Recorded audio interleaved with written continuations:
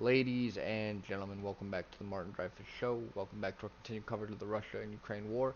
Today we're going to continue our coverage of drone warfare. We just watched a video kind of overviewing how drones have changed warfare forever, how they're being used in mass numbers to strike long range and short range on both sides. And today we're actually going to watch one of those attacks. This is a Ukrainian drone striking one of the warships. The Moscow attacks are very widely spread. I'm sure you've seen videos on it.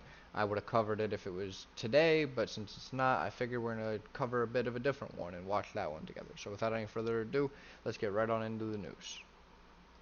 Welcome back. Ukraine claims that it has damaged a Russian warship after a naval drone attack last night. Kyiv refuted Russian claims that all its drones were destroyed, claiming the damage caused to landing ship Olenogorski Gorinak means that it can no longer conduct its combat missions. Well, our military analyst Sean Bell is with us in the studio now. Hi, Sean. Talk us through what we know about this drone attack. Yeah, the early hours of the morning, the Russian defence ministers claimed that they've repelled a Ukrainian maritime drone attack like this. This is the sort of thing that the Ukrainians use. The Russian claims they destroyed two of these. So a maritime drone, I assume, being like a sea drone. That almost looks like a submarine. So are you telling me that it's like a mini submarine type drone that someone can control from like a base? We'll have to look into that. But that's very interesting if they can do that. Is at sea just off the port of Novorossiysk, which is the biggest Russian naval seaport on the Black Sea. What's interesting, the Ukrainians, though, normally don't claim any credit for this, but they have turned around and said, no, we were responsible for this, and they claim that the ship was actually damaged. Now roll the clock forward to this morning, and there's significant video footage and some stills showing the Olenogorski Gorinak, the ship that was hit, listing heavily to port. If you look at the front of the deck near yours, it's very clearly tilting, and it's being dragged back into port. So it's evidently suffered some damage. And the Ukrainian maritime drones, they've increased the number of attacks that they've been. Russia's always so funny. They always deny clear evidence. Like, no, we're not invading, we're taking back what's ours. Or no, Ukraine didn't hit our ship, it's just sinking on its own. Like, there's confidence, there's propaganda, and then there's just plain stupidity in my book. And that's really what Putin or whoever's in charge of it is really putting out these days.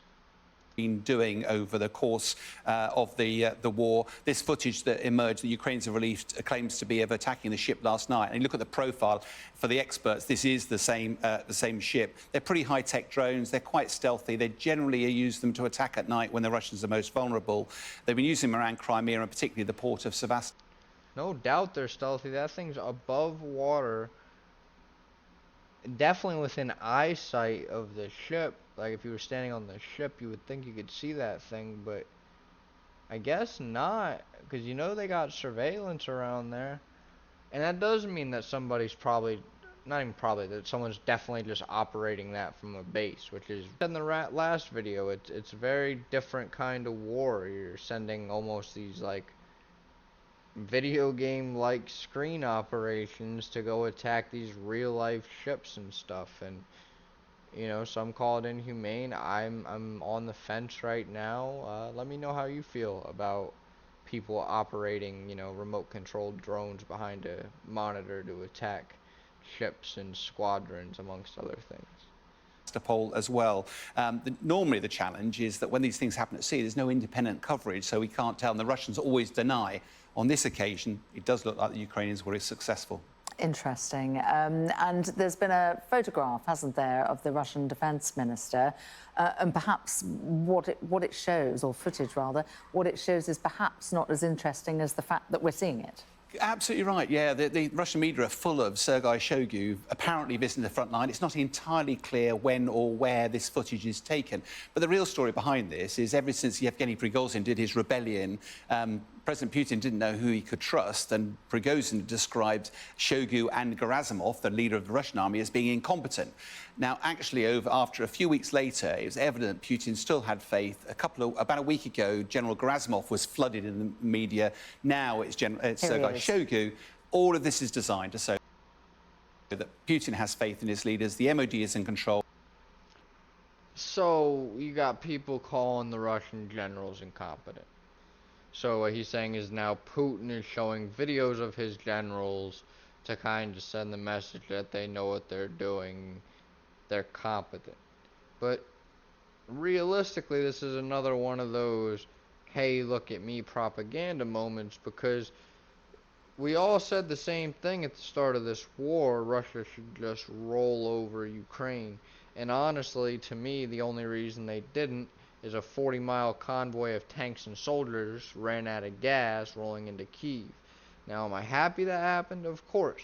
But that, to me, that instance alone relays military incompetence. The other fact that, and I don't know enough about maritime drones, but that thing was bobbing above water for a solid, it seemed like a few minutes before it rammed into the side of the ship, and there were multiple, and they didn't realize it, also indicates to me incompetency. So these videos of him with his whatever, looking at his maps and trying to develop a strategy means nothing. It's about results on the battlefield, and his aren't great. And it's business as usual in the MOD. So he's still in the light. And just talk us through the macro picture of the whole counteroffensive.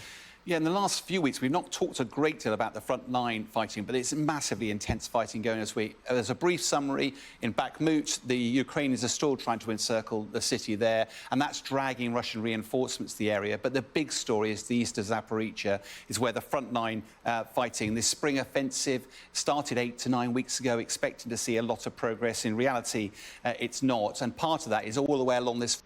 Alright, so we've already watched a whole video on the front lines, and I'm going to give you a quick rundown of what we saw. Essentially, yeah, he's right. There's not massive progression, and maybe from a media standpoint or from a non-military expert, and I'm not one either, standpoint, so maybe I'm wrong, they made small progress. The Ukrainians made small progress along the entire line, least so in the south where Crimea is, pushing the Russians back. They're close to regaining, I believe, a city in the north. I believe they own a city, I think it's Zaporizhia, but it could be another one that is very well fortified along the front lines, and their main goal is to get Crimea back, which has been, it's going to be a very long-term plan. They got soldiers in foreign countries training to, plan a sabotage and then further to advance soldiers to deoccupy Crimea. So, yeah, it's not massive progress. However, as a gentleman said yesterday, it's dangerous to put, false timetables on things. This war's already been going on for 18 months. It's probably going to go on for a while longer. And Ukraine making small progress all along the front lines is really the main story. If you want to see the rest of it, go watch the Russia-Ukraine overview video, and we pretty much go over everything to do with the war in a quick summary there. So go check that out. But anyway, I hope you guys did enjoy our overview on the drone attack on the warship. Like I said, it kind of looked like, it's a terrible analogy, but it's the truth. It looks like when you have like a cruise missile or something in Call of Duty, and you're aiming it with the little camera lens, and when you hit the target, it just goes static because the thing blew up and it's gone. And that's essentially what the Maritime drone looked like, and that's what the drone looked like in the last video we watched, flying through a barn to go attack something. So it's a bad analogy to call war a video game, but it's looking more like it with very real consequences.